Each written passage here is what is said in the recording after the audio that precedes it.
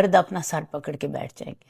آپ کو میں بتاؤں کہ جو ایکس سپرم ہے بیٹی والا جی وہ مضبوط ہوتا ہے, بڑا ہوتا ہے, ٹھیک ہے. اور جو بیٹے والا سپرم ہے وہ نازک ہوتا ہے, پتلا ہوتا ہے اور مضبوط نہیں ہوتا. ٹھیک ہے.